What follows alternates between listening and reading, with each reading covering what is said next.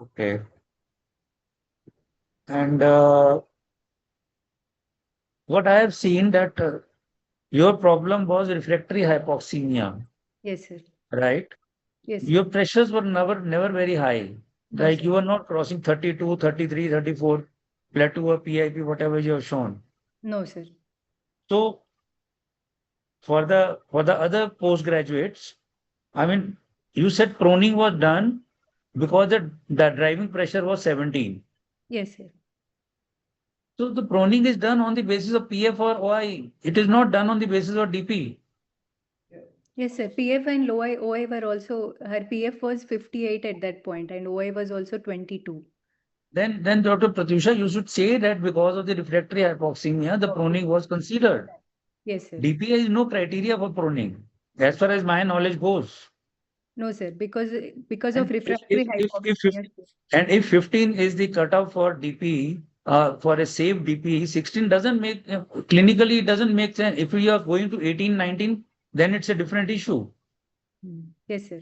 But She one was, centimeter in a sick child, I mean, it's not the heavens will not fall.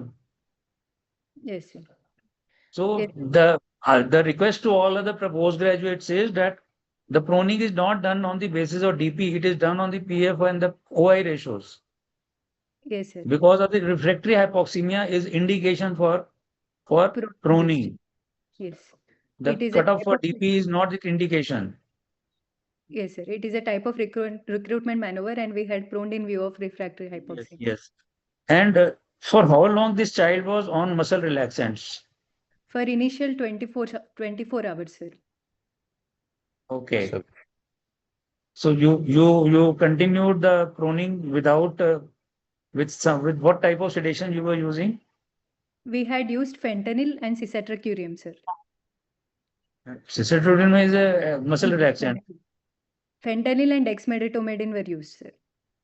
Penta and Dex you were using. Yes, sir. Okay. And did you people do to find out whether it is hyperinflammatory influenza or it is a hypoinflammatory influenza in the beginning? Because that is a concept that is evolving for the immunotherapy. Did you do any workup for that? No, sir. She had leukopenia, sir, persistently. Her WBC counts went as low as 1600. Total counts Hmm. went as low as 1600. Hmm. So we had considered immunoparalytic kind of reaction. Yeah, that is all right, but that is not the criteria for hyperinflammatory, no? Mm. Leukopenia is not the criteria for hyper or hypoinflammatory. So did you do any IL-6 or something like that? No, sir. We did not do IL-6 in this patient. Okay.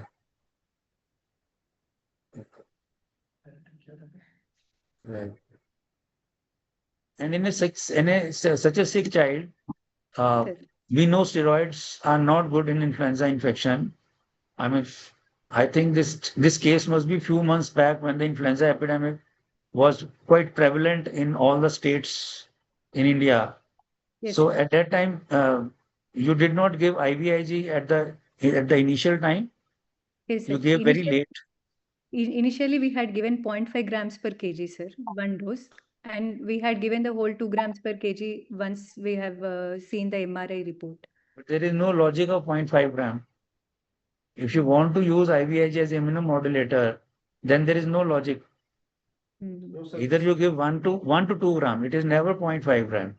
Sir, as I said, this before starting the transport itself, there was a talk about ECMO, but family refused. There were a lot of affordability issues, and it's a big girl, so we had to titrate all this cost, benefit, and other things. So we gave GCSF, and WBC count started improving, and she started improving from day 2, day 3. So we gave 0.5 gram because for this big girl, even that was a big dose for this family. So we stopped. But when the polyradicular neuropathy was diagnosed, then we had to counsel them for IVIGG later on, and then they agreed because child was much better, so they also were mentally ready to give IVIGG later on.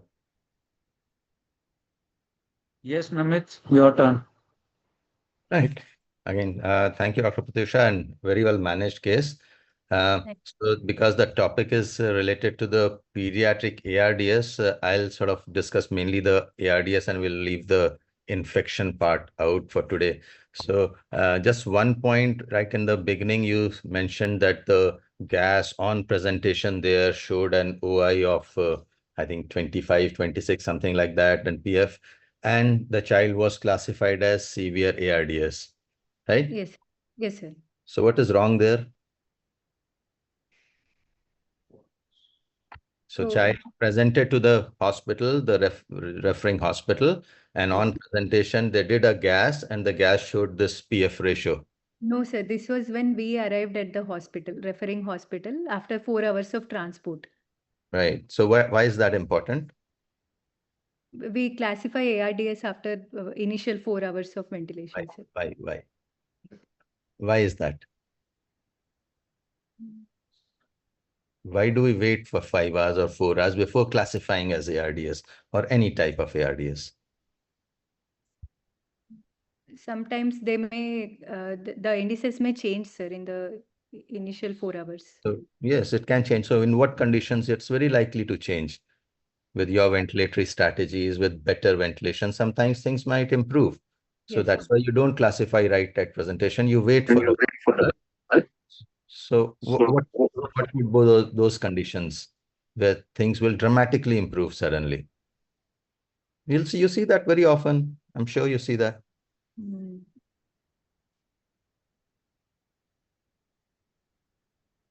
Like pulmonary edemas, cardiogenic pulmonary edemas, they all will just some positive pressure and they'll improve dramatically.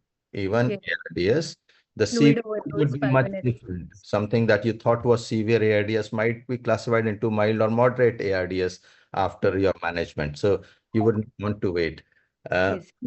I wanted your comments on PEEP titration while on inhaled nitric oxide, or maybe before that, can you tell us how does inhaled nitric oxide help in refractory hypoxemia? So I'm just putting out questions more for everyone to understand the logic behind using it. So why would you use inhaled nitric oxide in refractory hypoxemia? And then you can tell us something about doing PEEP titration while being on inhaled nitric oxide.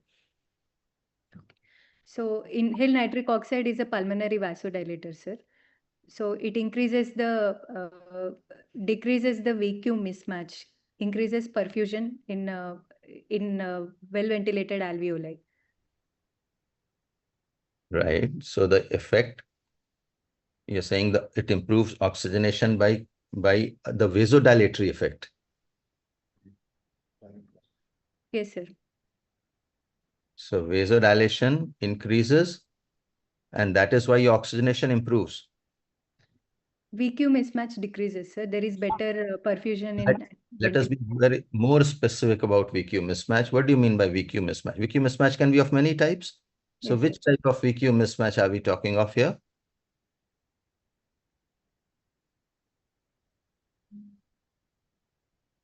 So which type of VQ mismatch causes hypoxemia?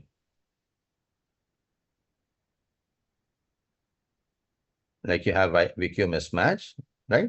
You can have VQ of 0, you can have VQ of infinity, right? The two spectrums. So Sir. at what end of the spectrum would you have hypoxemia as a result of that VQ mismatch?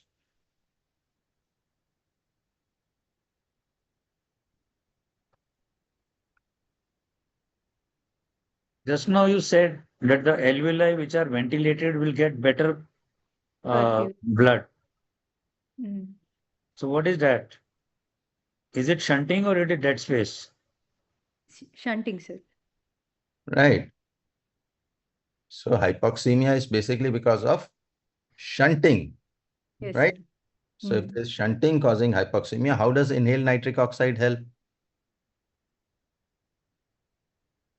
You know it, you have said it. Sir.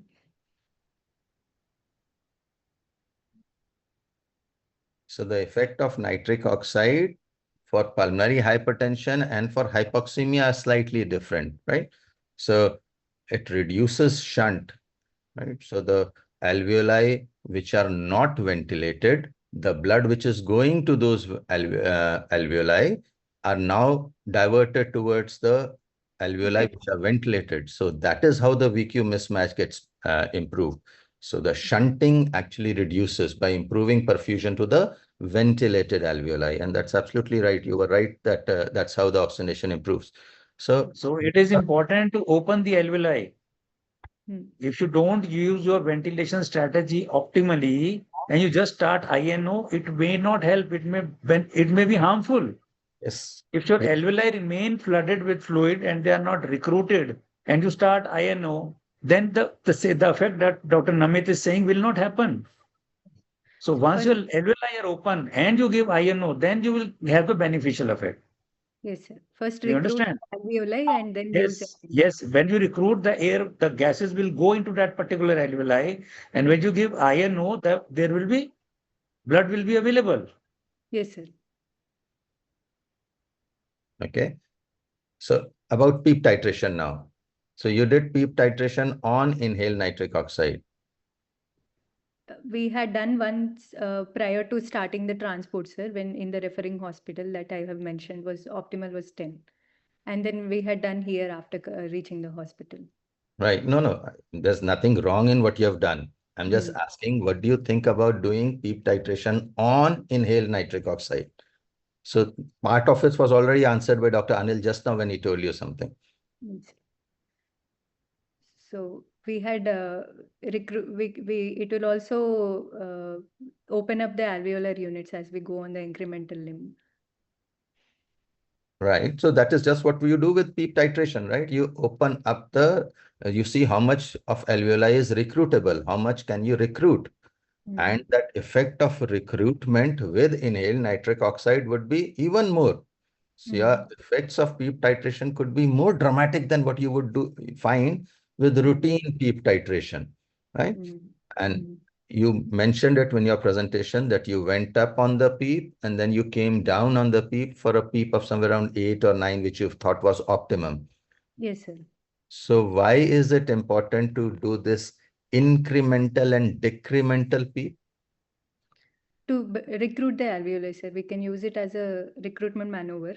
And Right. once we Done reach it the as a recruitment maneuver, but why is it important to go up and then come down?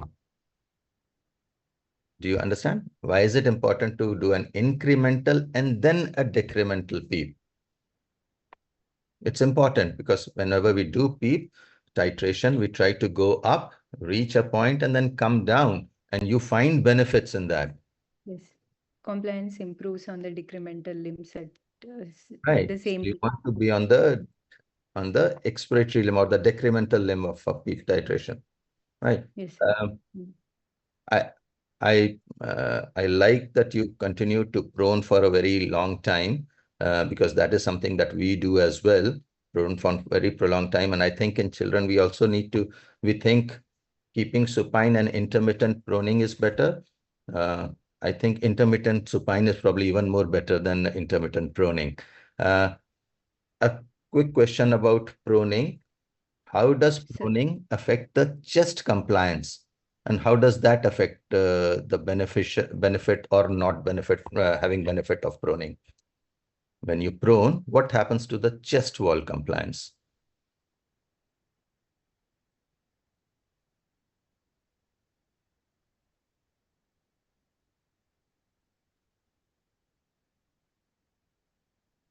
So when you're pruning, the chest is now the ventral portion of the chest, which was open to the air, now is lying on the bed.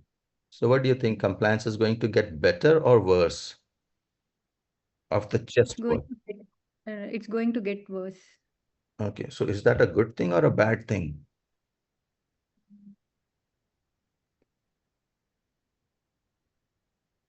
It So is if you are restricting the chest wall movement and you're still giving pressures, so where will the movement happen? at the alveolar levels. No, but in the chest wall, if you have restricted movement in one part of the chest, where will the movement happen? In that part of the chest, which is not restricted. So when Okay, you're so lying dorsal side prone, will. yes, that is the part of the lung that you now want to ventilate. Yes, sir. So it is important. So there are some very basic animal studies where they have restricted ventral chest wall movement by putting weight on it to force alveolar distension or air expansion in the dorsal areas. So, so that is very important. So restricting or worsening the chest wall compliance is also a very important part of proning that we sometimes ignore, right? And uh, I think the driving pressure point Dr. Anil has already made, uh, and I think we often discuss in almost all of our conferences as well. Driving pressure is something that you can look at. You cannot control it. If you're using a driving pressure of 18, that is because the lungs are that bad that you are needing a driving pressure of 18. It's not that you are using it by choice. And it tells you that the lungs are worse and you need to probably uh, be more aggressive or use various other modalities for ventilation. Your child had 100% FiO2 for quite a long time. So if you're needing 100% oxygen, not high pressures, your pressures were not terribly high in most of the duration. It was good that the child recovered without ECMO, but this child had ECMO written on it right from the beginning most of the time. But yeah, I think it's very well managed. Congratulations. Thank you, sir. Do you think, Dr. Pratyusha, that if this child had been on ECMO, the course could have been different?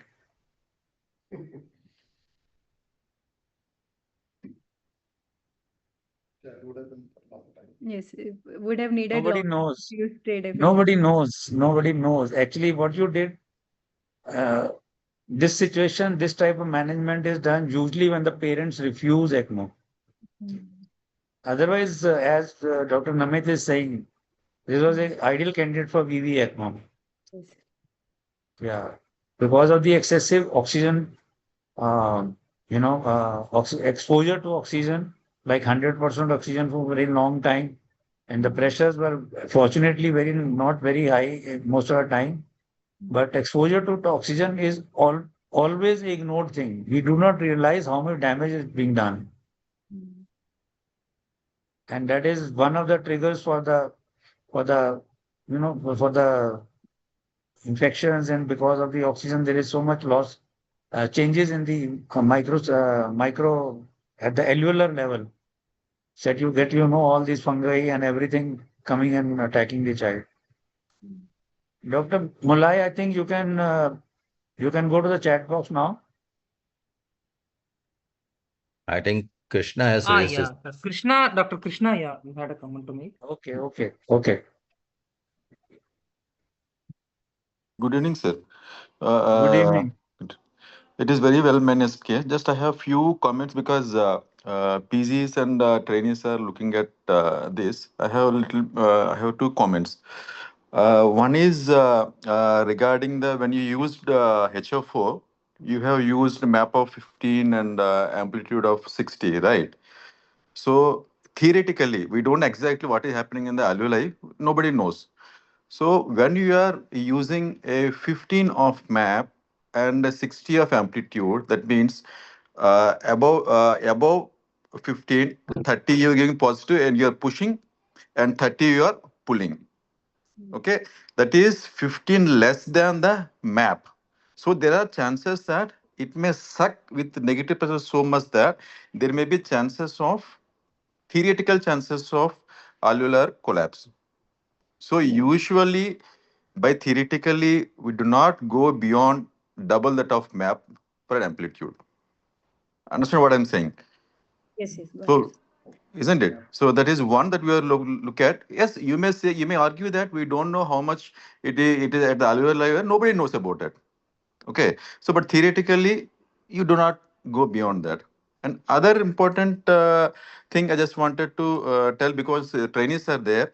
You told that it has neurological examination is not good. That's what you was told. You could have little bit told about what is the power. You told about power, but what is the tone? What are the DTRs? Okay, so that would give you this thing, because in this patient, you did MRI brain and spine. isn't Yes, it? sir. After that, you have given IVIG.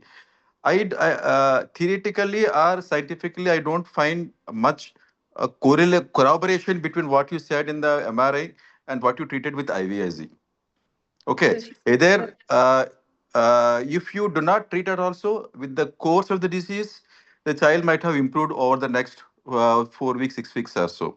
Okay, that is one point I wanted to make a comment. And other is you told Aspergillus niger, that was you're attributing to this thing, right?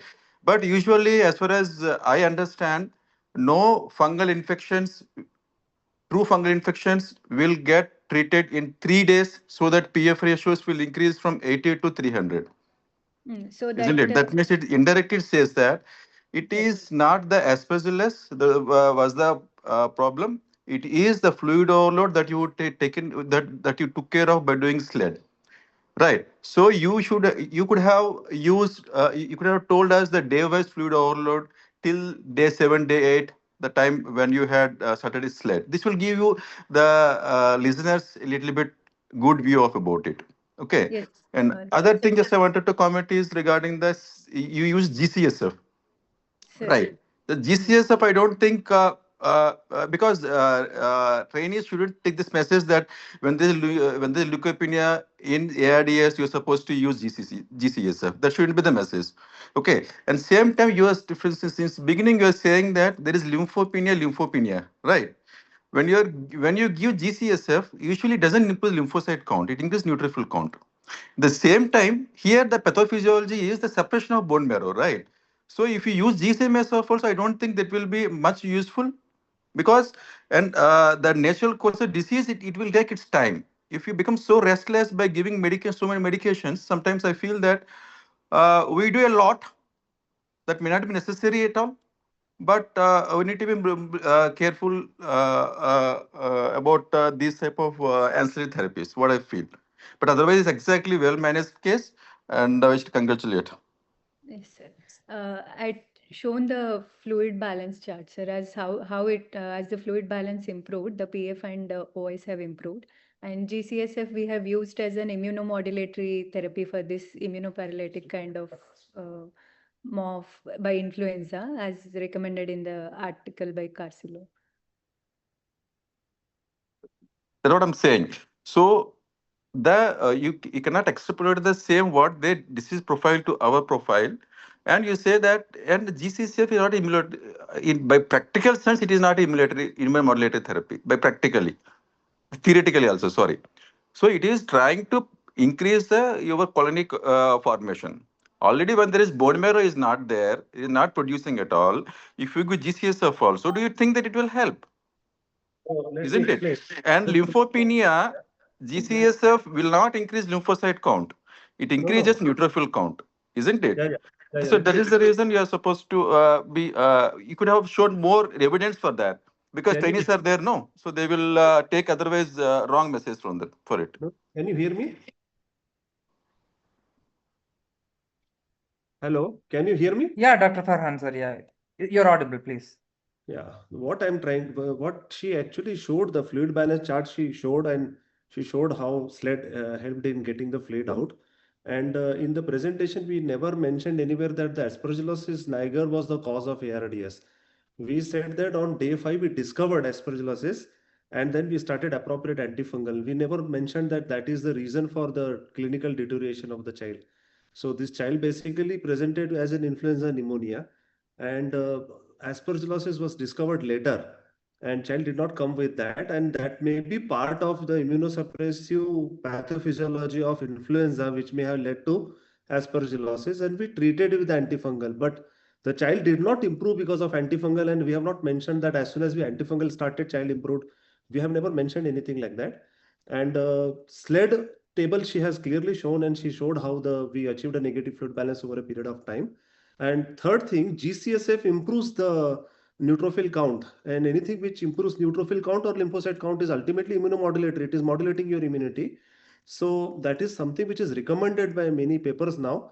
And she cited one paper in this presentation also with Joseph Carcillo's paper, where they have mentioned that influenza can cause an immunosuppressive type of cytokine storm Unlike adenovirus and RSV viruses, where you get hyperinflammatory type of ARDS, influenza is unique. And for influenza, you need to be a little careful when there is leukopenia. So that is why steroids have been shown to increase mortality in influenza pneumonia. Because this was not a lecture, we did not mention a lot of references and all that. This is just a case presentation. So we just presented only one or two references just to carry the case forward.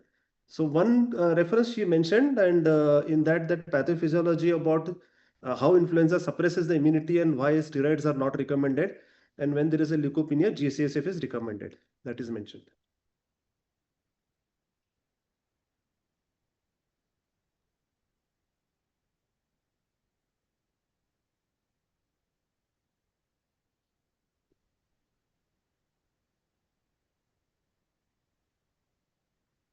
Is there any, Yeah. is there anything in the chat box? Yeah, sir. Couple of things. I think there were a couple of questions on PEEP titration.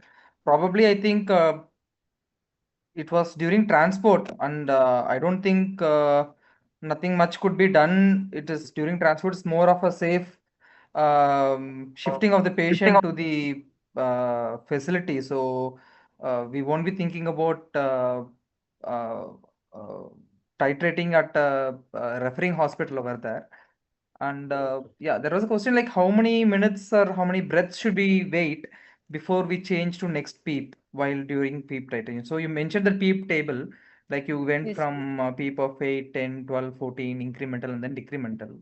So the yes, question sir. asked is like between each of these PEEP, like how long do you wait? 2 to 3 minutes, sir.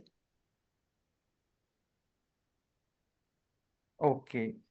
And I think there were a couple of questions on nursing care during proning. For the benefit of audience, could you just explain or so how do we manage like because proning is quite often, as you mentioned, though it is not uh, uh, uh, mentioned in the PALI guidelines as definitely helpful, we do practically feel that most of these patients do benefit.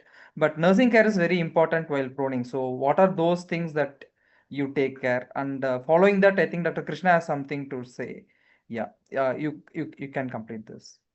Sure, sir. So, coming to one of the risks of prolonged proning is the loss of skin integrity. So, first thing is to identify the pressure points. We can use an airbed, and we can use water gloves or pressure relief modes to beneath the pressure points.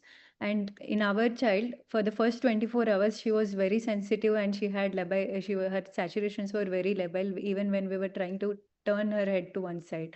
So the first 24 hours, we had just concentrated on relieving pressure on the pressure points with adequate water gloves and airbed support. And later, we had after 24 hours, we had turned her head in a different side to relieve the pressures, and we had used optimal nutrition for her to maintain skin integrity. We had given her micro minerals also, supplementation of micro minerals also.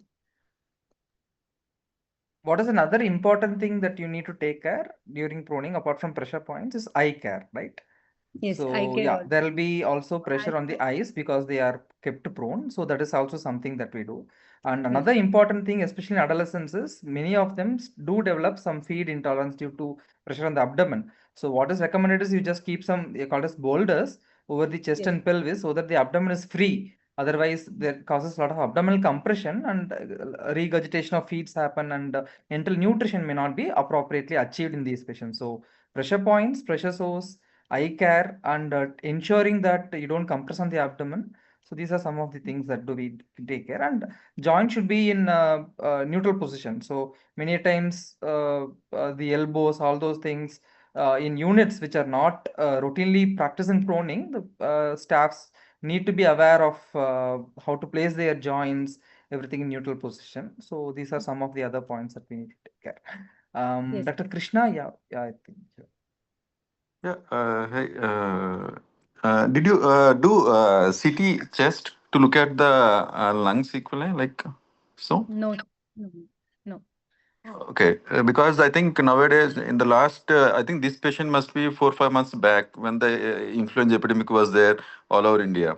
So there's similarly, we also have a lot of these kids who require very high FiO2 and not much pressures. That means there is some problem with the alveolar membrane, might be a problem rather than a dense consolidation by pathophysiology. So what we did was for not many patients, we did HRCT for around 4 5 patients.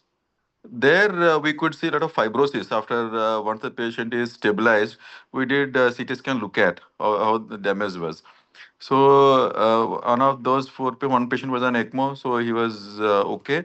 So we started empirical on nintedanib, so antifibrotic agent. So I'm not sure how much it will help, but for the next 6 months, 1 year, we will repeat as clinically we'll see, and then we can look at the imaging again, repeating imaging again, and then see how the things will go. And this is very important. And usually, mini ball resulting in the aspergillus, usually we don't treat. We treat unless it is because in our unit we do bronchoscopies for all the patients who are ventilated if we are suspecting a VAP. So if it is bronchoscopic ball is only present, if there is suggestive of any organism, then only we try to treat it. The role of anti-fibrotic agents in such a situation is still very controversial in pediatric patients. But yes, that's a one long-term complication and that can occur. And we also started this drug that Dr. Krishna is saying in one of the patients, but he developed hepatotoxicity. So that we had to stop. There are other drugs which are of doubtful value, like azathioprine and other drugs, MMF. So I really don't know where the the the situation is not at all clear in pediatric patients. Exactly, because a children's lung respond differently to injury as compared to adults. Yes, yes. Fibrosis not much in children as compared to adults. More collagen response than. But I think we should do routinely for these patients, if it is possible. We need to do SRC so that we know what is happening to the lungs for our knowledge and to prognosticate the family. We kept this I'm child not. in prone for almost 90 hours, almost for 4 days. This child was in continuous prone because she was extremely labile. The moment you change the position, she was going into severe hypoxemia. So it was very difficult to shift her for a CT. We do CT scan quite routinely for patients with ARDS, but if she's unstable, it was difficult.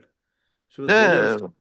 yeah, We not could not. on when the child is unstable. Once the things get settled after 5 days, 7 days or so, it will give some idea as what is happening exactly to the lungs, fibrosis, amount of fibrosis, and all those things. Yeah, I mean, one thing is probably if the oxygenation improves and we are able to wean her off, then yeah, interstitial pathology definitely yes, because such a lung where oxygenation is impaired significantly and airway pressures are not so high, we think more of a interstitial pathology. And CT chest for the purpose of fibrosis, maybe if the patient continues to remain hypoxic after a week or 10 days and you are taking care of fluid overload and other cofactors which do contribute, then probably yes, from the fibrosis point of view. And as Dr. Anil sir said, yeah, we did have a idiopathic possible ILD related thing where we explored pirfenidone, nintedanib, all those things, and they are having quite a few side effects, especially cytopenias and hepatotoxicity. So in selected patients who have post-inflammatory this fibrotic process going on, maybe these therapies, I think quite in COVID times, the adult had quite often used these therapies more frequently, I suppose. We do use Um, the nintedanib and these things we used during COVID, and even now we consider, particularly if they are on ECMO requiring oxygen, significant oxygen beyond day 12, day 14. This child started improving from day 4, day 5. So that's so Yeah. probably we So may not be Farhan, anticipating a lot of fibrosis when child is improving. So Farhan, this sir, influenza season, as you were saying that many patients, they were improving only on FiO2. They had no effect of PEEP. They had yes, no effect of anything. So they had plateau pressure of 22, 21, That's what, but the sir. hypoxia was not responding at all. Yes, sir. So we also used INO in these patients, thinking of COVID time when we had L type, H type, Yes, sir. where you had the compliance remains good, recruitment doesn't work, PEEP titration doesn't work, but INO worked in quite a good number of patients. True, sir. It I worked in very good number of patients. We have about a series of 6 patients where echo was normal, Yes, sir. and they were managed with INO. Exactly, sir. And she shared three references also where Yes, the yes. studies have shown that echo can be normal in presence of a pulmonary hypertension. We asked our pediatric cardiologist, should we start with INO? No, there is no evidence, there is no evidence. I said, we Uh-huh. have to start. So Yes, we sir. stopped asking the cardiologist. Yes. We were not asking them. We are doing echo ourselves. Even if everything is all right and the patient is behaving like this, I mean, this time they behave very differently what influenza we have seen few years back. Yes, sir. This So this time it was a different thing. what we do It was in our different. It was influenza B this time. Last yeah, 2 years back we had influenza A. yes, sir. So that influenza A was typically like poor compliance, recruitable lung, non-recruitable lung. This time the lung was not recruitable. This was influenza B. So this is the difference. I understood this time. So what we do, sir, is we start nitric and after 2 hours we do a blood gas. If there is no improvement in PO2, then we stop nitric oxide, sir, because they are not responders. Yeah. If they respond, then we continue using, sir. Yes, Sir, yes. what about immunomodulation, sir? What about you In use? in ICU patients who had multi-organ problem on bad settings, we started IVIG from the And beginning. methylprednisolone? Maybe 1 or 2 doses as you had given, then we did not. That's also. There's a question on APRV mode.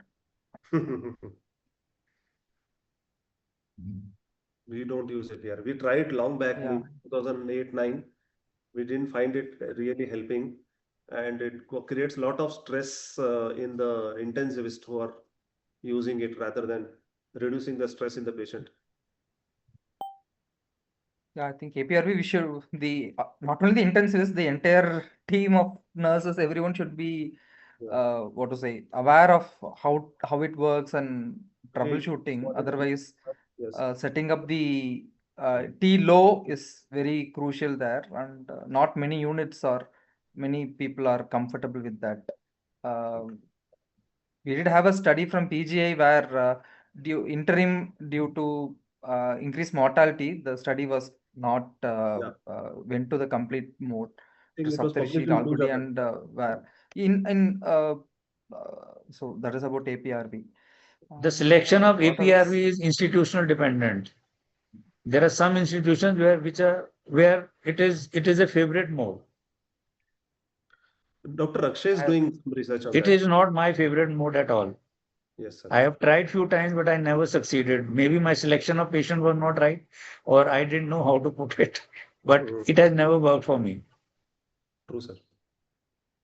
But Dr. Okay, Akshay is using. yeah. Yeah, Rakshay uses. Yeah, I'm saying that it's an institutional preference. If this case was there at Rakshay, he would have given anakinra also. He would have given anakinra within 3 hours. Yeah.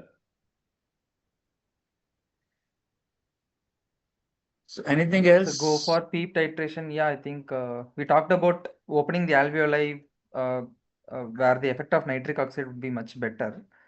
I think that was answered.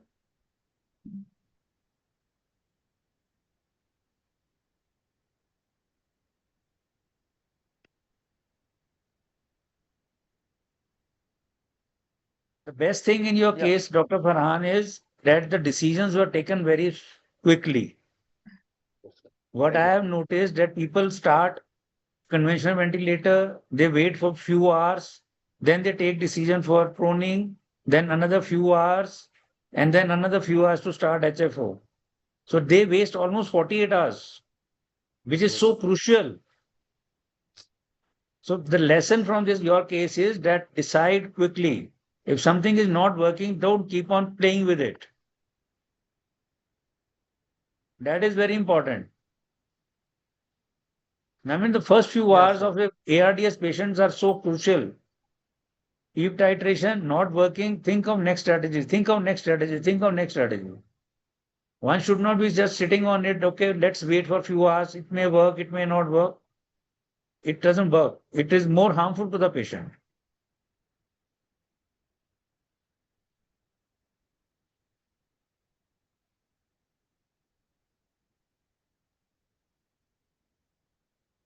When to start HFOV cutoff? I think there was a discussion on that. Maybe Pratyusha, can you just? Sir, as a part of lung protective measures, we have started, sir. As always, HFO we can use for as a lung protective strategy. It will decouple the oxygenation ventilation. We can use smaller tidal volumes. Uh, and at such a high frequency with the optimal frequencies and the continuous distending pressure, it will open up the alveoli also. There will be better recruitment.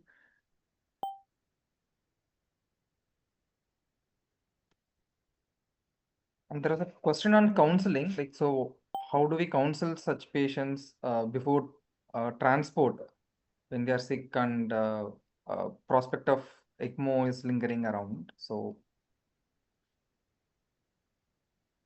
So we had counseled this family that the child might need ECMO, sir. Initially, we had counseled them that the ECMO team would be coming there, initiate the ECMO, then we will transport the child, looking at the clinical condition as explained by the referring doctor.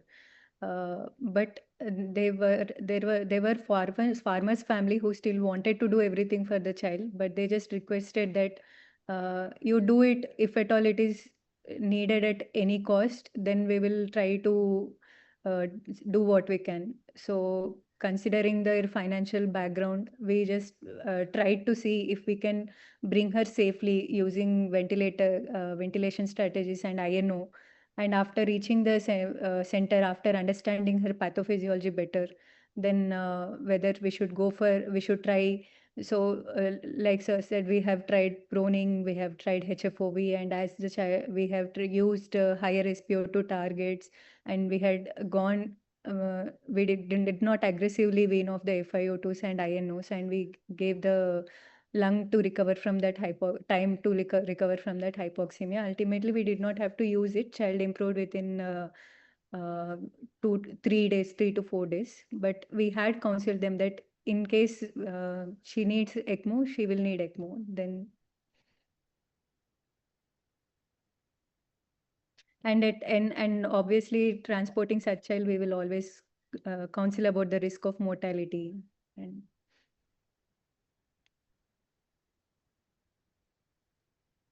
yeah,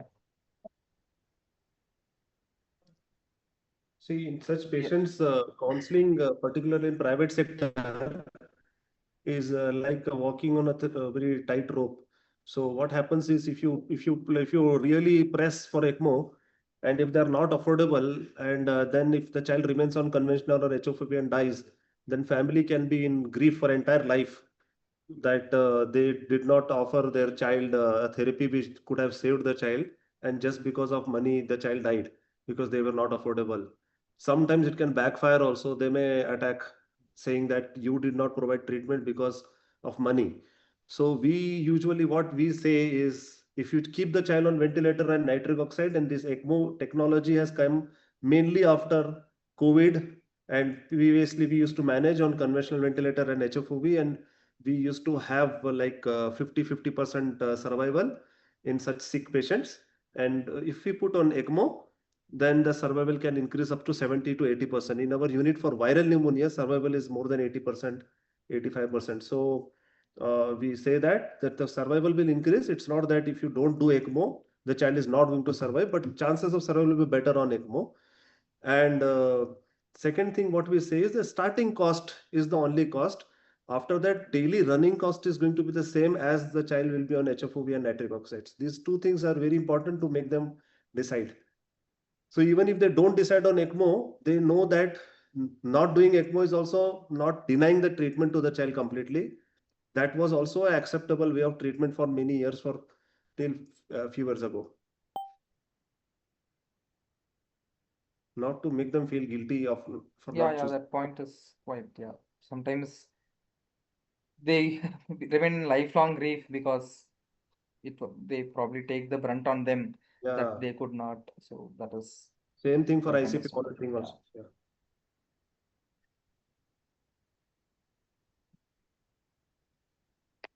So there are any more comments? I think.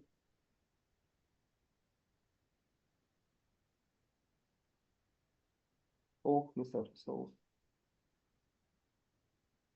probably shall we close the session then? I think it was a well presented and well managed. The important points, I think sticking to the basics like how PEEP is titrated and on driving pressure, those things have been brought out well.